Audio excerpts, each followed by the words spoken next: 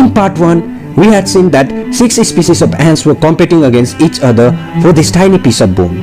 And among all these ants, the fire ants and the tiny tapinomas were looking as the most strong contender to win the prized piece of bone. But then suddenly the Pheidole ants appeared from nowhere, and before the fire ants could think of any strategy to defeat them, the Pheidole ants carried away the tiny piece of bone with them.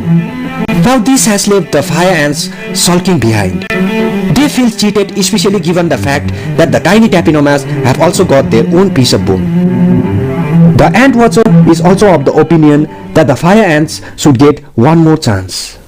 So this time the trophy is a big sized bone, too heavy for any of the ants to carry away.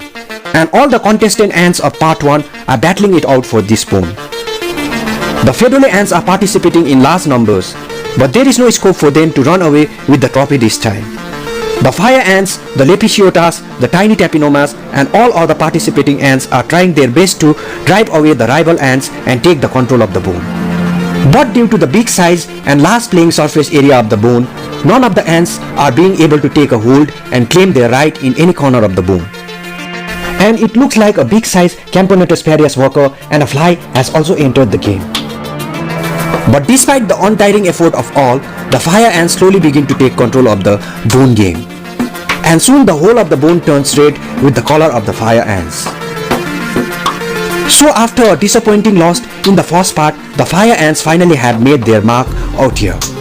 They are breaking their trophy to small pieces so that they can carry it back home. So it looks all settled that the fire ants are taking away the bone this time. There is no doubt about it. The ant watcher is also happy for the fire ants. But then suddenly the ant watcher's eye fall on a cat. And no, there is not one but 2 of them. And before the ant watcher could decide whether to continue filming or drive away the cats, one of the cat get to the bone and starts chewing it down. And in just a few seconds, one of the cat almost finishes eating the bone. And the poor fire ants are again left without any bone. The ant watcher feels bad for the fire ants, but all the bones have been eaten by the cat.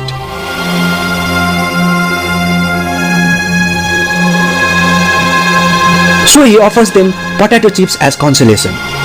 The fire ants are more than happy for getting the potato chips, and forgetting all about the bone, they begin to chew down the spicy potato chips.